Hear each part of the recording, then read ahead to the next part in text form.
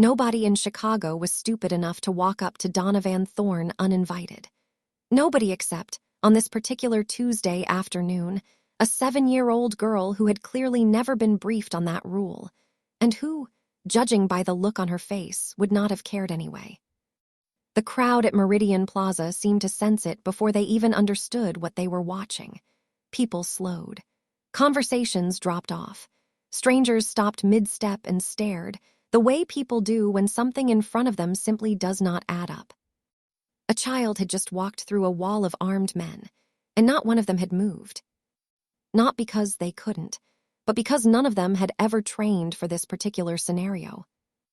Donovan Thorne, the man the financial press called the Northeast's most formidable private investor, and the man that everyone else, in much quieter voices, called the Iron King, was crouched down on one knee on the sun-bleached pavement, his $10,000 suit jacket brushing the ground, looking into the reddened eyes of a child who was pointing a finger directly at his chest like a loaded weapon. His 4 bodyguards stood frozen behind him, hands hovering, completely useless. The girl's name was Alara. She was 7 years old. She had a small pink clip barely holding a loose strand of hair above her left ear, and she had clearly been crying for a very long time before she decided that crying was no longer sufficient. She had decided to find the king instead. "They hurt the wrong family this time," she said, her voice steady in a way that made the 2 nearest bodyguards exchange a glance. "My sister told me you were the one in charge of everything." She did not flinch. She did not look away. "So why are your men the ones who took her?" Donovan Thorne had sat across negotiating tables from foreign cartels. He had stared down federal prosecutors with evidence that should have buried him 3 times over.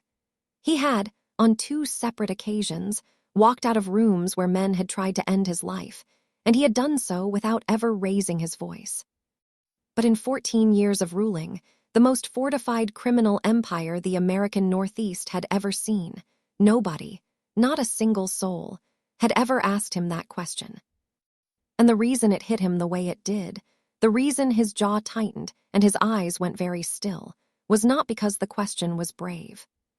It was because, somewhere beneath the tailored suit and the reputation built on absolute control, Donovan Thorne already knew the answer. His empire had been lying to him, and it had taken a child, standing alone in the middle of a public plaza, to walk up and say so to his face. For a long moment, Donovan did not speak. He simply looked at her, this small, trembling, impossibly brave child, and felt something shift behind his ribs that he had not felt in a very long time. It was not guilt exactly. It was closer to recognition.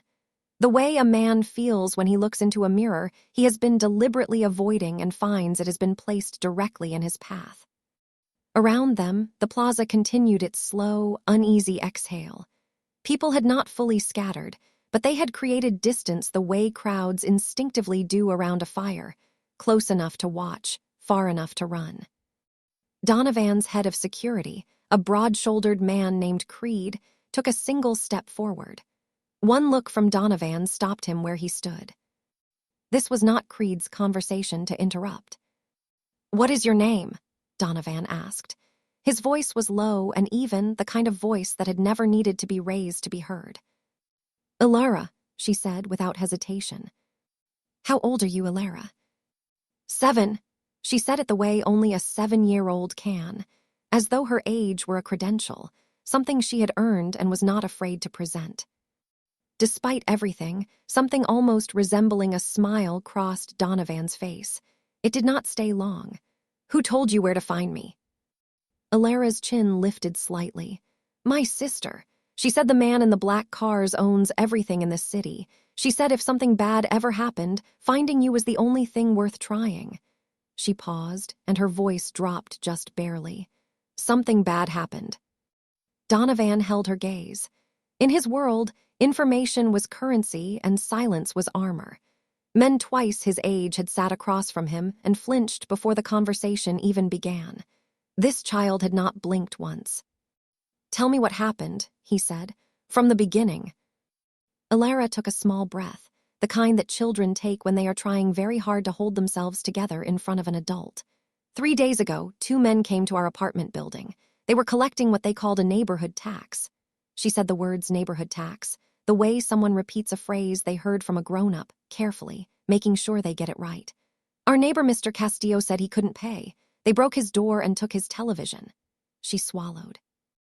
When my sister told them that what they were doing was wrong, they laughed at her. Donovan said nothing. He waited. Yesterday they came back. Alara's finger, which had lowered slightly during her account, rose again. They were wearing pins, small silver ones shaped like a crown with a thorn through it. Her eyes did not leave his face. My sister recognized them from something she had seen before. She said they belonged to you. The plaza felt very quiet. Creed, standing 3 feet behind Donovan, had gone completely still. The other bodyguards had the careful, practiced blankness of men who understood that what they were hearing was above their pay grade and possibly dangerous to their health. Donovan's jaw tightened. The thorn pin was not a decoration. It was not something sold or distributed casually. It was an internal mark, issued only to men who operated directly under his authority, men who had been personally vetted, personally cleared. The idea that someone was wearing that pin while dragging civilians out of apartment buildings was not just an embarrassment. It was a declaration. Someone inside his organization had gone into business for themselves, and they had been reckless enough, or arrogant enough, to do it under his name. "Where did they take your sister?" he asked. "I don't know exactly," Alara said, "but I followed them for 2 blocks before I lost them near the old DeLucci warehouse district on the south side." She said it plainly, as though she had not just described following dangerous men through the streets of Chicago alone, at age 7 on foot. Donovan stared at her for a moment. "You followed them." "Someone had to," she said simply. And there it was. That was the thing that settled into Donovan's chest like a stone dropped into still water. Not the audacity of whoever was running this shadow operation under his banner. Not the breach of protocol, not the political implications, not the war it could ignite.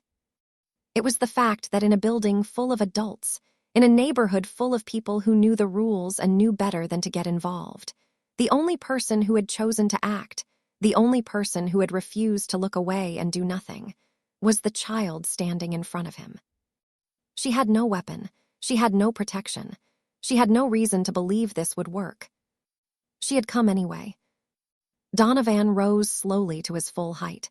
He straightened his jacket. He looked at Creed, and when he spoke, his voice carried the particular weight of a man who had already made every decision that needed to be made. "Clear my afternoon," he said quietly. "All of it." Creed nodded once and reached for his earpiece.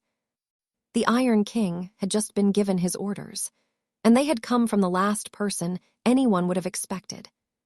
Welcome back, lovelies.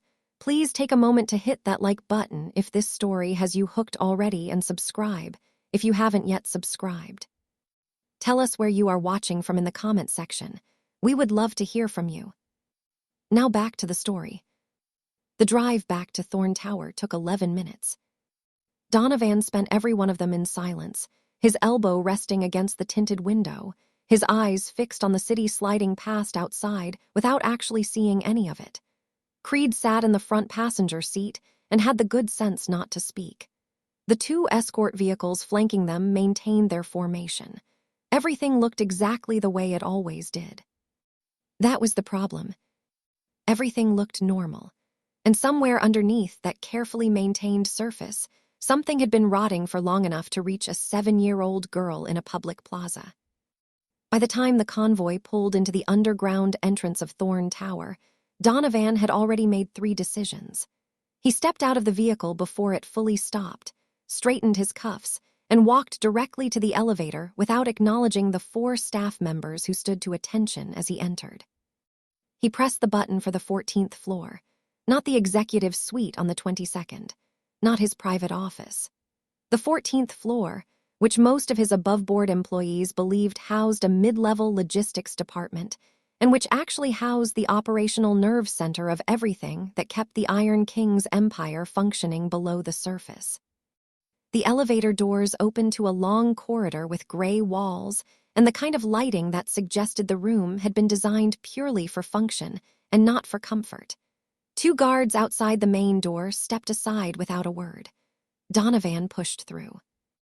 The room inside was lined with monitors, maps, communication terminals, and 4 analysts who had clearly been in the middle of routine work. They looked up when he entered. The temperature in the room seemed to drop. "I need the full distribution record for Thorn pins," Donovan said, moving directly to the central table. "Every unit issued in the last 18 months. Names, dates, and current assignment status." One of the analysts, a sharp-eyed woman named Voss who had worked this floor for 6 years, was already pulling the records before he finished the sentence. She understood, as everyone on this floor did, that when Donovan Thorn asked for something immediately, he meant it in the most literal sense of the word. It took 4 minutes to compile. She transferred it to the main screen without comment. Donovan studied it. The Thorn pin program was not complicated. Exactly 63 units had been produced, ever. Not in the last 18 months. Ever. Each one hand-stamped, individually numbered, and issued only to men who operated in his direct inner circle. It was less an organizational system and more a signal. The kind of signal that told everyone in the room, and outside of it, exactly where a man stood in the hierarchy. He scanned the current active list. 41 accounted for. 9 had been retired when their holders left his service. That left 13. "Pull the inactive list," he said. Voss typed. The screen updated. Of the 13, 4 had been retrieved and locked in the asset vault. 3 had been listed as lost, which in their world was a bureaucratic way of saying the men wearing them had died under circumstances that did not allow for tidy recovery. And 6 were marked with a status that made Donovan go very still. Unaccounted. 6 pins, belonging to 6 men who had died in service over the past 2 years, had never been formally recovered. 3 of them had been killed in what was reported internally as rival territory disputes. 2 had died in an incident that was ruled an accident. 1 had simply been found in the river. At the time, the missing pins had been noted, logged, and filed under the broad administrative category of field loss. It happened. Equipment was lost, damaged, taken. Nobody had flagged it as a pattern because nobody had been looking for one. Somebody had been collecting them. Donovan turned away from the screen. He walked to the far side of the room and stood with his back to everyone for a moment, which was something nobody present had ever seen him do before. They all found something urgent to look at on their own screens. He was not panicking. Donovan Thorn did not panic, but he was doing something that was, for him, almost as rare. He was recalibrating. Because the implications of what he was looking at were not small. This was not one rogue employee who had found a pin and gotten ambitious. This was a coordinated effort.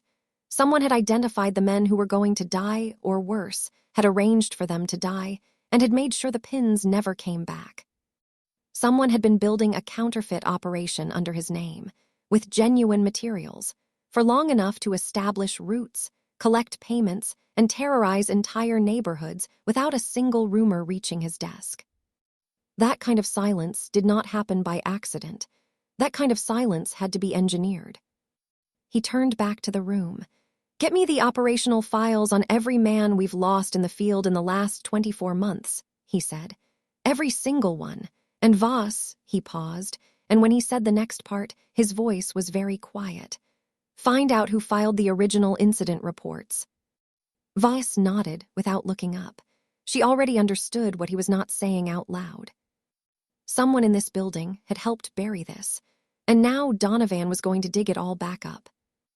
At exactly 9:47 that evening, Donovan Thorn walked into his private quarters on the 22nd floor and did not come back out.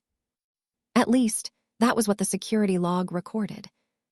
Creed checked the corridor cameras at 10:15, as was standard protocol. The hallway was empty and undisturbed.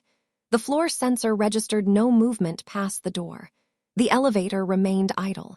Every system that existed to track the Iron King's location confirmed the same thing: he was inside, and he had not left.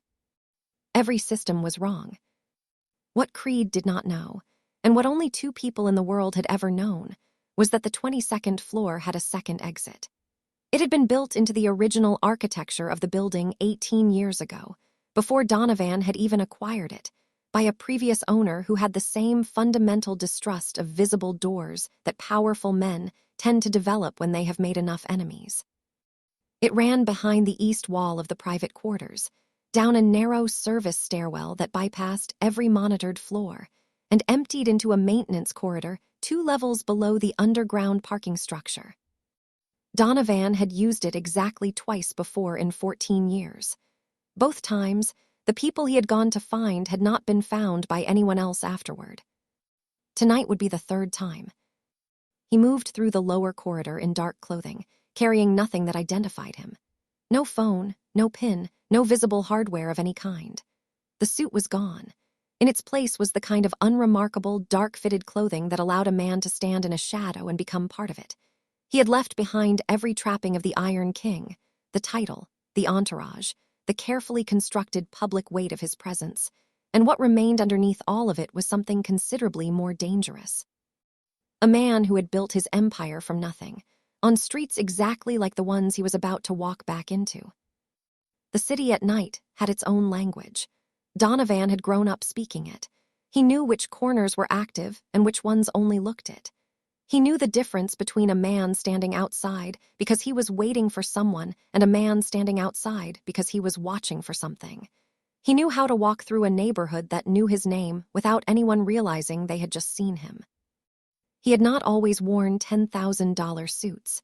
There was a version of Donovan Thorne that existed long before the tower, long before the financial press and the boardrooms and the careful architecture of legitimacy he had constructed around himself.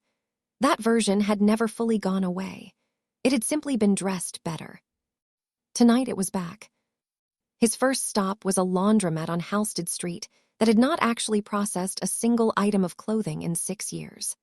The man behind the counter, a wiry older man named Pex who owed Donovan a debt that neither of them had ever put a number on, looked up when the door opened and then looked again, more carefully, when he registered who had just walked in. "I need eyes on the South DeLucci corridor," Donovan said, settling onto a stool at the counter as though he stopped by for casual conversation regularly. Specifically, the warehouse cluster between Archer and the rail yard. Who is moving through there, what schedule they are keeping, and whether there is a holding location on that strip that has seen unusual activity in the last 72 hours. Peck studied him for a moment. "You came yourself." "I did." "That means it is serious." "It means," Donovan said evenly, "that I would like the information before morning." Pex reached under the counter and pulled out a burner phone that had been taped to the underside of the shelf with the casual confidence of a man who had been doing this for a very long time. He made 2 calls.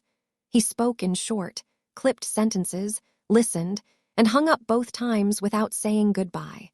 Then he placed the phone on the counter between them and folded his hands. "There is a storage facility on the east end of the rail yard," he said.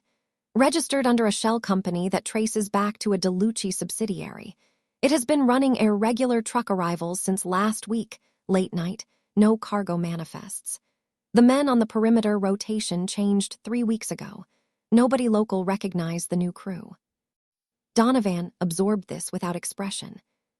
"One more thing," Pex added, and something in his tone shifted slightly. "The word on that strip is that the operation running out of there is being managed by someone with organizational backing, not street level, someone with enough reach to pull vetted personnel and enough cover to keep it quiet this long." He paused. "They have been using a crown pin as a marker." The laundromat was very quiet for a moment. "Thank you," Donovan said. He stood, adjusted his jacket, and moved toward the door.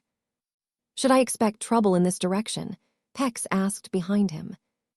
Donovan paused at the door without turning around. "Not in your direction," he said. "Not tonight." He stepped out into the dark city and let it close around him. The hunt had begun, and the city that Donovan Thorne owned was about to be reminded of exactly what that meant. The first shadow collector's name was Ren Massley. Donovan knew the name because Voss had sent it to the single burner device he had collected from a dead drop on his way through the South Loop. A small, unremarkable envelope tucked behind a loose brick in a wall that had served as a message point for over a decade. Inside was a folded slip of paper with 4 lines on it. A name, a physical description, a last known location, and a note at the bottom in Voss's tightly controlled handwriting that read simply. He filed 2 of the incident reports. 2 of the dead men whose pins had gone missing. Ren Massley had written the paperwork that buried them. He was not a senior figure. He was not the architect of any of this. But he was a thread, and Donovan had learned a long time ago that when you needed to unravel something, you did not go looking for the knot. You found the nearest loose thread and you pulled. He located Massley at 12 minutes past 11, exactly where the second burner contact had placed him, a back booth in a bar called Hendry's on the western edge of Bridgeport, nursing a drink with the relaxed posture of a man who believed he was invisible. He was flanked by 2 men who were doing a reasonable impression of being casually present and doing a poor job of it. Their eyes moved too much. Their drinks had not been touched. Donovan walked in through the front. He did not hesitate at the door, did not scan the room with the obvious deliberateness of someone checking their surroundings. He simply entered the way a man enters a room he has already decided belongs to him, moved to the bar, ordered a glass of water he had no intention of drinking, and then turned and looked directly at Ren Massley's booth. Massley saw him at the same moment. The color that left Ren Massley's face in that instant was not the pale of surprise. It was the pale of a man whose body has just informed him, before his mind has fully caught up, that something has gone catastrophically wrong. His 2 companions registered the shift in his expression and began to turn. Donovan was already at the booth. What happened in the next 40 seconds was not loud. It was not dramatic in the way that movies tend to portray these things, with overturned furniture and raised voices, and the satisfying crash of a man going through something solid. It was considerably quieter than that, and considerably more efficient, and the 2 men who had been flanking Massley found themselves seated again before they had fully processed how they had gotten back into their chairs. One of them was cradling his wrist. The other was very focused on breathing steadily. Neither of them said a word. Donovan sat down across from Massley with the same composed, unhurried energy he brought to every boardroom he had ever entered. He straightened his sleeve. He placed both hands flat on the table. He looked at the man across from him the way a surgeon looks at a problem, not with anger, but with a focused, clinical attention that was somehow worse. "The incident reports," Donovan said. "Carver 19 months ago, and Bren 14 months ago, you filed both." Massley's mouth opened. Nothing useful came out of it. "I am not asking whether you filed them," Donovan continued, his voice carrying just far enough for Massley to hear and no further. "I am telling you what I already know, so that you understand the only conversation worth having right now is the one where you tell me who instructed you to do it. There is a particular kind of intelligence that lives below conscious thought, something older and more honest than the reasoning mind. And it is that intelligence that takes over when a person looks into the eyes of someone like Donovan Thorne and understands, with total clarity, that the normal rules of negotiation no longer apply. Ren Massley was not a brave man. He had never claimed to be. He was a functionary, a middleman, a man who moved paper and asked no questions because the money was sufficient and the questions were dangerous. He had simply never imagined the questions would one day come looking for him personally. He talked. It took less time than Donovan had expected. The name Massley gave him was not Sila's Vaindelucci directly, not yet, but it was the name of the man who sat one level below him. A logistics coordinator who had been quietly building the shadow tax infrastructure for the better part of a year, using the recovered pins as credentials and dead men's authorizations as cover. A man who reported upward to someone with enough organizational power to keep the entire operation sealed from Donovan's desk. Donovan listened to every word without interrupting. When Massley finished, he sat back and studied him for a long moment. "You are going to go home tonight," Donovan said quietly. "You are going to tell no one about this conversation, And you are going to remain exactly where I can find you, because if I have to come looking for you a second time, the conversation will be considerably shorter." He stood, adjusted his jacket, and walked out of Hendry's bar the same way he had walked in. The thread had been found, and it had given him exactly what he needed to find the knot. He did not go back to the tower that night. Instead, Donovan walked. He moved through the quieter side streets of the South Side with his hands in his pockets, and his thoughts in a place he rarely allowed himself to visit. A place he had spent 14 years constructing very deliberate walls around. The kind of walls that did not advertise themselves as walls, but simply made certain rooms in a man's interior life feel permanently inaccessible. Alara had walked through those walls the same way she had walked through his security detail, without asking, without slowing down. He stopped at the edge of a small park on Loomis Street. It was empty at this hour, lit by a single functioning lamp that threw a pale circle of yellow light across a set of weathered benches and a patch of grass that the city's parks department had been meaning to tend to for some time.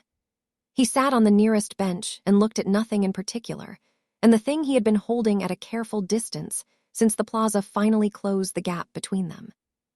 Her name had been Mara. She had been 6 years old when she left the world.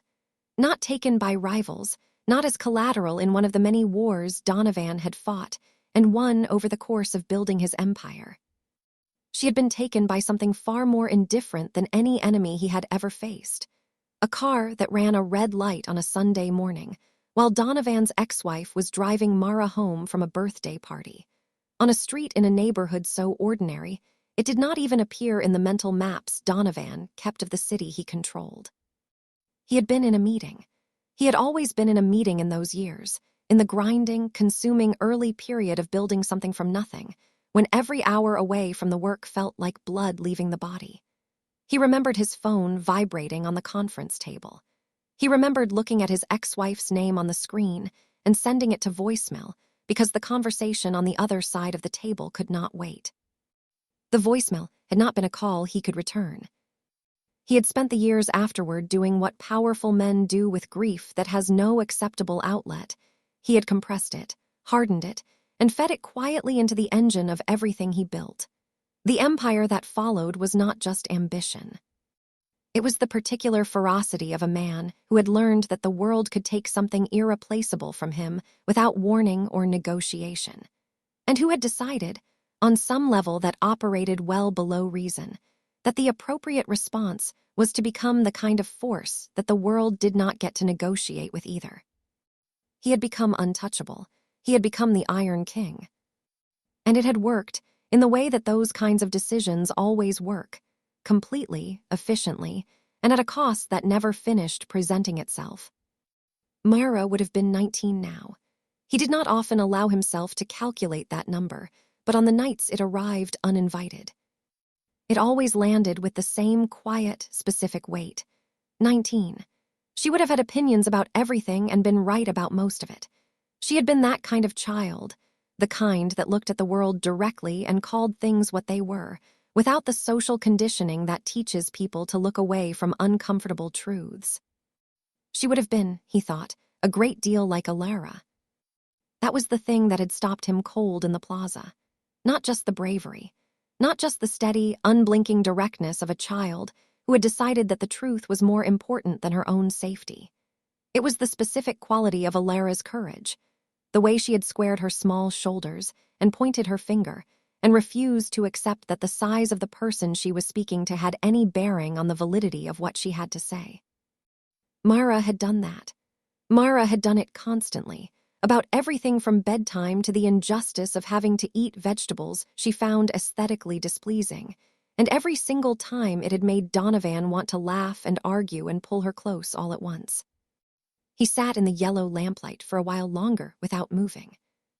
The grief was old enough now that it did not arrive as an emergency. It arrived the way certain weather arrives, not catastrophically, but completely, filling every available space until there was no part of the atmosphere that was not touched by it. He had learned to sit inside it without being destroyed by it. That was the most honest thing he could say about the progress 14 years had produced. He stood eventually, straightened his jacket, and looked at the empty park for one more moment. There was a girl on the south side of this city tonight who was waiting in a warehouse for someone to come and bring her home. She did not know that the man coming for her had once failed to answer a phone call that changed the entire architecture of his life. She did not know any of that. She did not need to. What she needed was for him to move. So Donovan Thorne turned away from the park, from the lamp, from the room in himself he had briefly re-entered, and walked back into the dark city with the particular, quiet certainty of a man who had just remembered exactly what he was fighting for.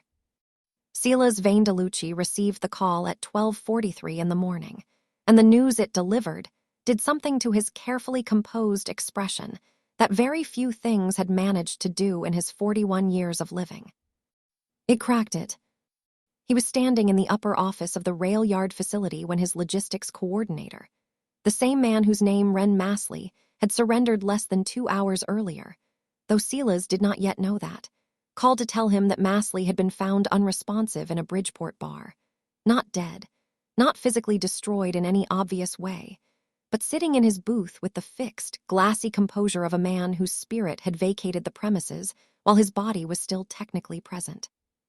His two companions had described the visitor as calm, unhurried, well-dressed for the neighborhood and the hour. They could not explain exactly how they had ended up back in their seats so quickly, and when pressed on the details, both of them developed an identical reluctance to revisit the memory. Silas did not need more information than that. He crossed to the window that overlooked the warehouse floor below and stood there with his phone pressed to his ear and his other hand very still at his side, processing the specific shape of the problem that had just announced itself. He had known this moment was a theoretical possibility from the beginning. Every operation carried exposure risk, and Silas was not an unintelligent man.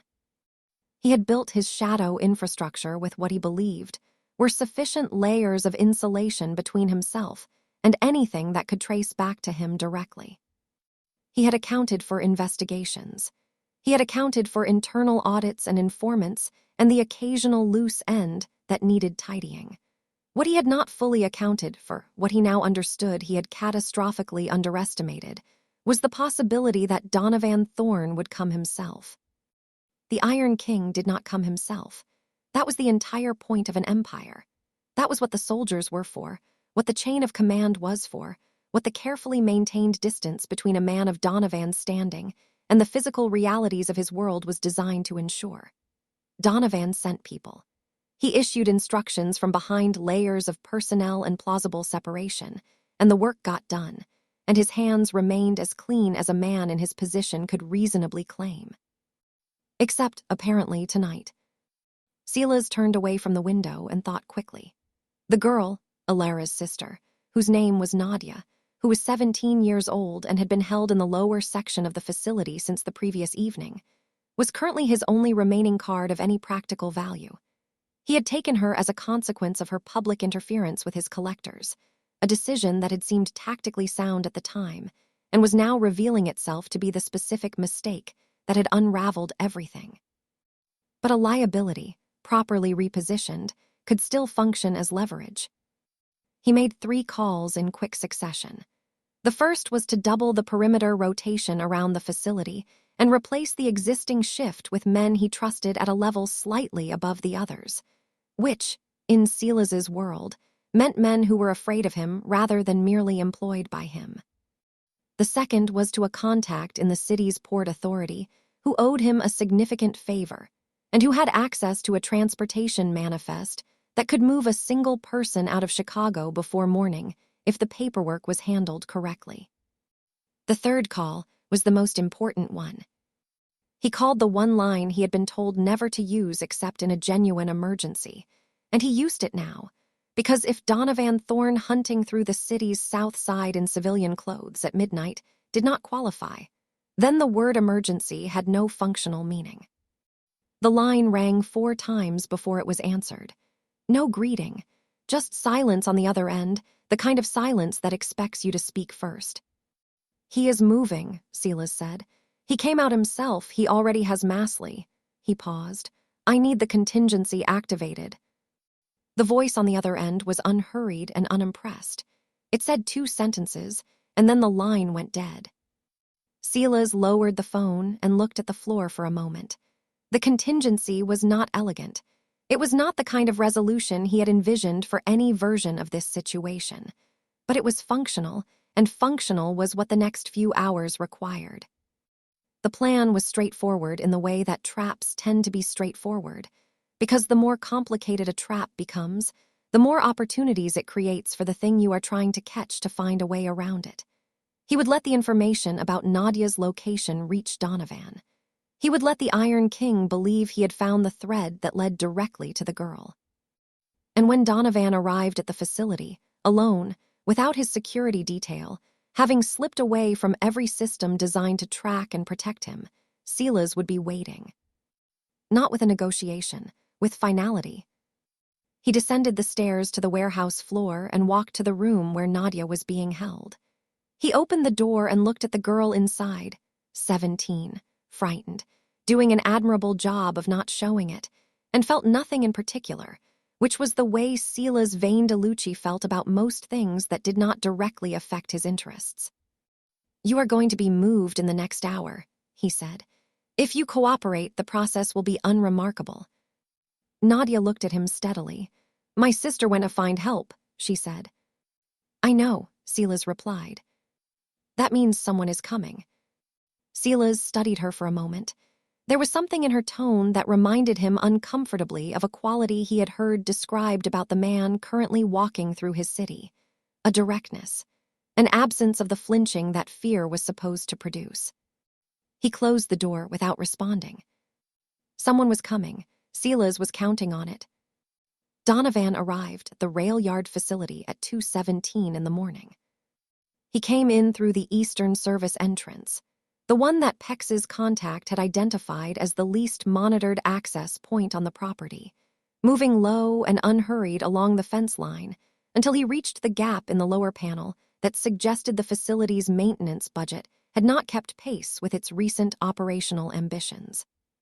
He slipped through without difficulty and straightened on the other side, taking in the layout of the yard with the patient, methodical attention of a man reading a room he has studied on paper and is now confirming in person. The facility was a converted rail storage warehouse, 3 interconnected structures arranged in a shallow L shape, with the largest building anchoring the corner and 2 smaller annexes running east toward the tracks. Exterior lighting covered the main approaches and the loading bay on the south face. The perimeter rotation Pex had described was visible, 4 men working a circuit that covered the outer boundary in approximately 8-minute intervals. Donovan watched the rotation complete 1 full cycle. Then he stood up and walked directly toward the nearest guard. The man turned at the sound of his approach, hand moving to his jacket, and then stopped. He looked at Donovan for a moment with an expression that was not alarm and was not surprise, but was something closer to recognition, the particular expression of a man who has been waiting for a specific person to arrive and has just confirmed that the wait is over. "East Annex is clear," the guard said quietly. 12 inside the main structure. Silas is on the floor level. The girl is in the back room, second corridor on the left. Donovan nodded once. "The rotation." "All 4 of us. We took the shift change at 2200. The man paused. "Silas called us in himself. He wanted men he could trust." There was a very particular quality to the silence that followed that statement. It was the silence of an irony so complete it had folded back on itself. Silas Vain-Delucci had spent the hours since Massley's conversation carefully replacing his perimeter team with men he trusted above the others. Men who were afraid of him, who answered to him, who had been selected specifically because their loyalty ran in his direction and no one else's. He had done this with the focused efficiency of a man fortifying a position, shoring up the walls, making absolutely certain that when Donovan Thorne walked into his trap, there would be no weaknesses in the perimeter through which anything could escape or anyone could pass. What Silas did not know, what he had no mechanism for knowing, was that the process of selecting those particular men, those trusted, fear-bound loyalists, had led him to reach, in 3 out of 4 cases, for names that had been quietly, methodically, and entirely without fanfare moved into Donovan's operational column 11 weeks ago. This was not an accident. It was not luck. It was the result of something Voss had flagged in a routine organizational review 2.5 months earlier, a pattern of lateral communication between mid-level personnel in the DeLucci-adjacent network that suggested the formation of an internal substructure. The kind of substructure that, in Donovan's experience, always meant someone was building something they did not want him to see. He had not dismantled it. He had done something considerably more useful. He had gone into it quietly, at the personnel level, and he had replaced the moving parts. Not all of them, enough of them. The specific ones that a man in Silas's position would naturally reach for when he needed people around him who were not strangers. Silas had spent the evening believing he was surrounding himself with a trusted inner circle. He had in fact spent the evening carefully assembling Donovan's surveillance team and placing them at every critical point around his own facility, while simultaneously alerting Donovan's network to his exact operational plans, his perimeter layout, the location of the girl, and the details of the contingency he had activated on the emergency line, a line that had been tapped for 9 weeks. Silas Vane DeLucci had built his trap out of Donovan's own people and had not known it for a single second of the process. Donovan moved through the eastern annex with one of his loyalists a half-step behind him, into the connecting corridor that led to the main warehouse floor. Through the interior window that ran along the upper section of the corridor wall, he could see the warehouse below, the stacked crates, the overhead lights throwing flat white illumination across the floor, the men positioned at the 4 interior corners with the self-conscious readiness of people who had been told something significant was about to happen. He could see Silas standing near the center of the floor, jacket open, watching the main entrance on the far side of the building, with the focused, slightly elevated energy of a man waiting for a door to open. Silas was watching the wrong door. Donovan descended the interior stairs without hurrying, pushed through the ground-level door, and stepped onto the warehouse floor. The loyalists at the 4 corners registered his arrival and became very still. The 2 men closest to Silas turned and looked, and something in their posture shifted in the way that posture shifts when allegiance quietly and irrevocably changes sides. Silas heard the footsteps. He turned. For a moment, he simply stood there, looking at the man who had walked in from the wrong direction, in the wrong part of the building, through a section that should have been sealed, accompanied by men who should have been his. His mouth opened. His eyes moved to the 4 interior guards, then back to Donovan. Donovan let him work through it. He was patient. He could afford to be. "You have been auditing a business," Donovan said, walking slowly across the warehouse floor toward him. "That was never actually yours." He stopped at a comfortable distance and looked at Silas with the same clinical, unhurried attention he had directed at Ren Massley in the bar. "Every number you thought you controlled, every person you thought was yours, every decision you believed you were making freely." He paused. "I have been watching the books the entire time." Silas looked at the men around him one more time, with the dawning, terrible expression of a man who has just understood the full architecture of what has happened to him. He had not been running an operation. He had been running an audition. And the final audit had just walked through the door. The warehouse had gone completely quiet. Not the quiet of an empty space, but the specific, pressurized quiet of a room full of people who have collectively understood that the situation they are standing inside has fundamentally changed, and that the most intelligent thing any of them can do right now is remain absolutely still and wait to be told what happens next. Silas had not moved. To his credit, he had not attempted anything foolish, had not reached, had not signaled, had not tried any of the several desperate recalculations that Donovan could see moving behind his eyes and being dismissed one by one as each option revealed itself to be a door that had already been locked from the other side. What remained after all of that was a man standing in the center of a room he no longer controlled, in front of a person he had catastrophically misread, arriving at the particular stillness that comes when every available move has been exhausted, and what is left is simply the truth. Donovan let him stand in it for a moment. It seemed only fair. Then he turned to the loyalist at the corridor entrance. "The girl," he said. The man nodded and was gone. 30 seconds passed.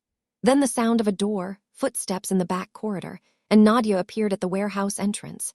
17 years old, dark circles beneath her eyes, clothing rumpled from a night on a concrete floor, moving with the careful, upright dignity of someone who had decided somewhere in the past 24 hours that they were not going to give anyone in this building the satisfaction of seeing them diminished.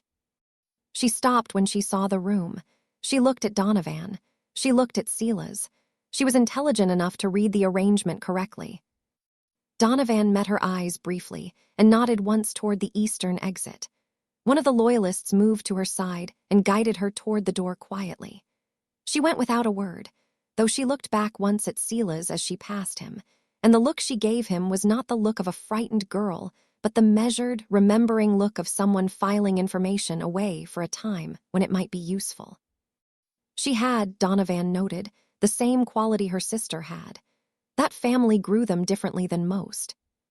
He returned his attention to Sila's. "You built this operation on the assumption that I had stopped paying attention," Donovan said. His voice was conversational, carrying no particular heat, which somehow made it considerably worse to be on the receiving end of it. "You looked at the size of what I had built, the distance between my desk and your level of the organization, and you concluded that the space between us was large enough to move in without being seen." He tilted his head slightly. "That is an understandable miscalculation. Most people make it eventually."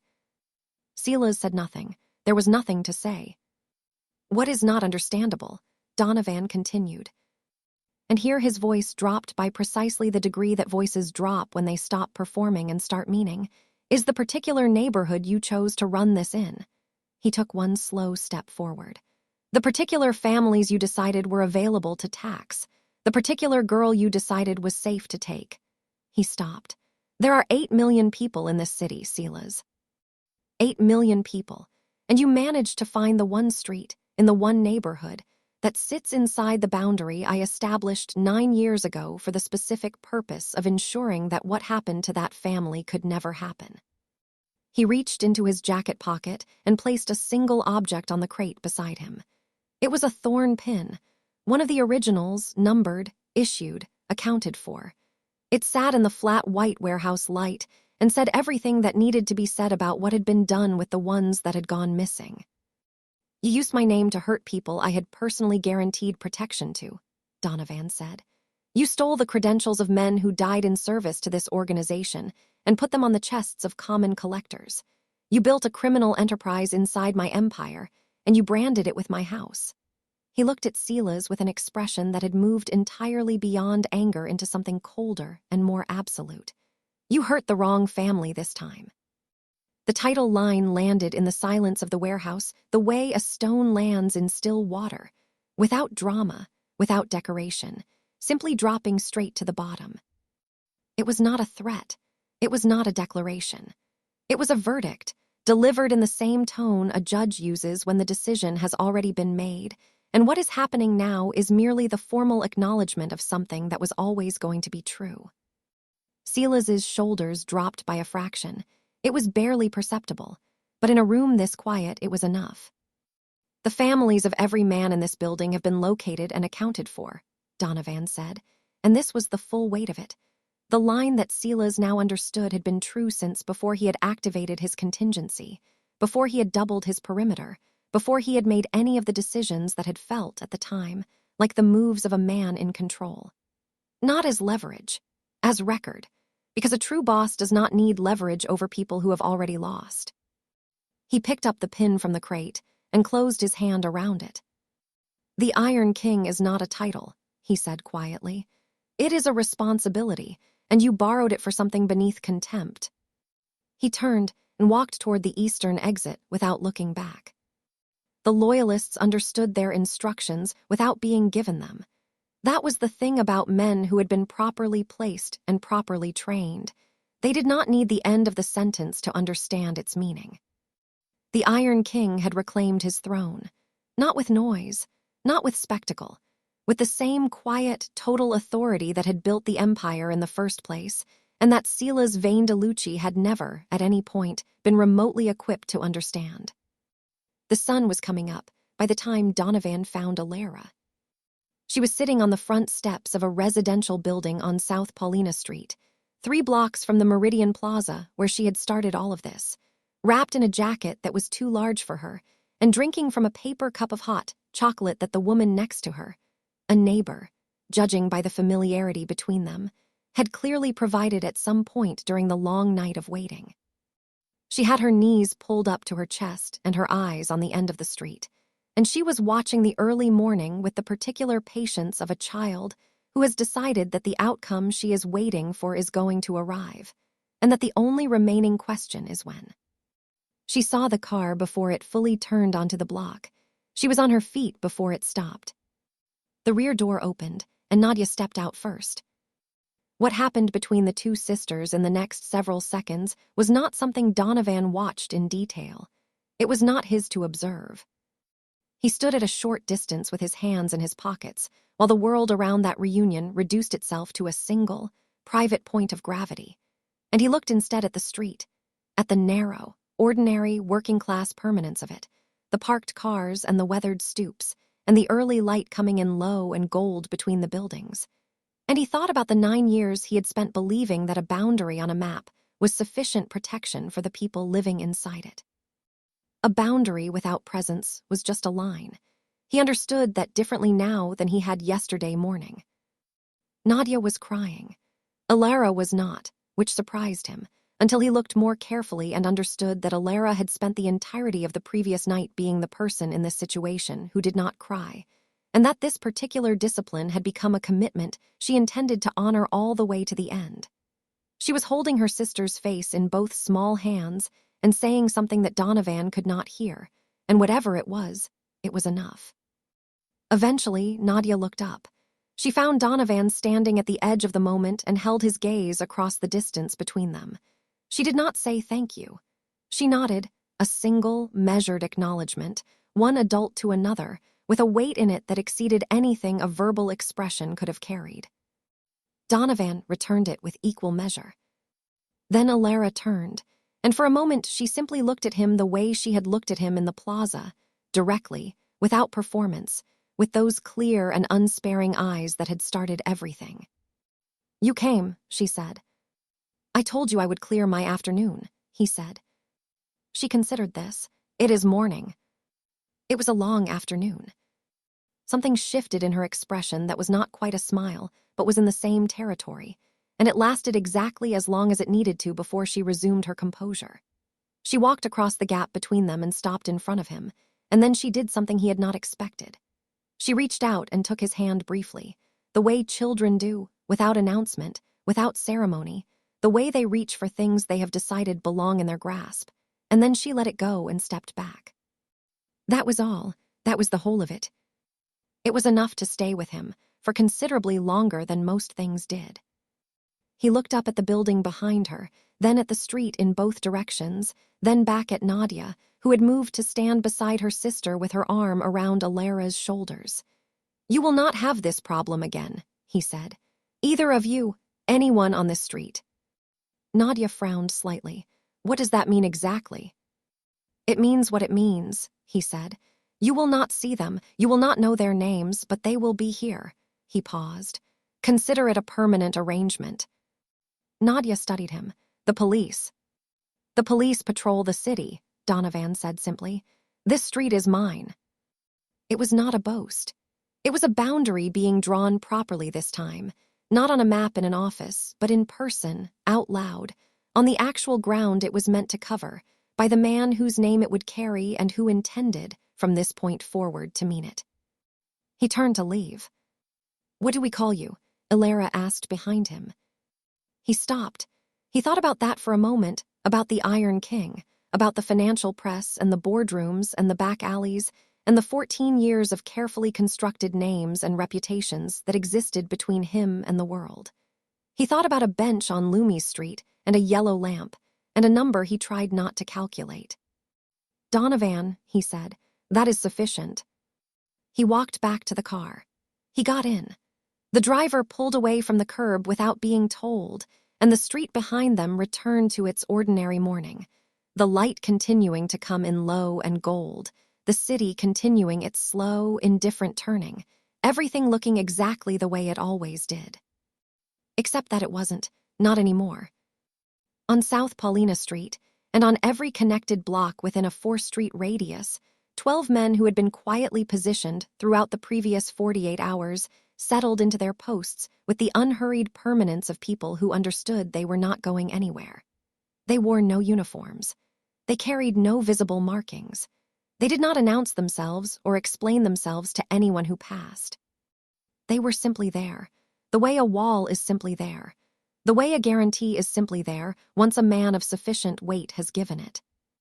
The Iron King had been brought to his knees by a 7-year-old girl in a sun-drenched plaza, and in the process had been reminded of the only truth about power that had ever mattered, that its highest form was not the ability to destroy, but the capacity and the choice.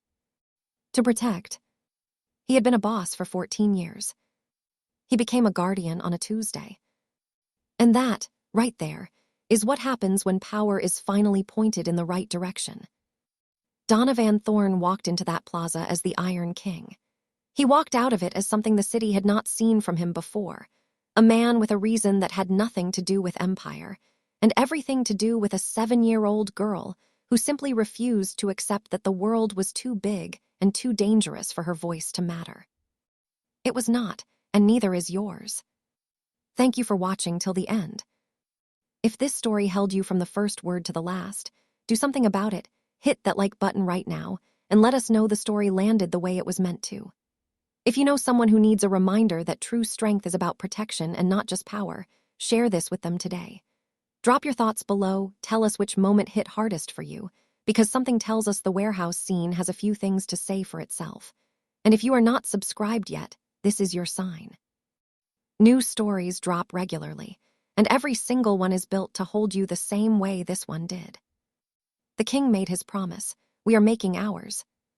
We will see you in the next one.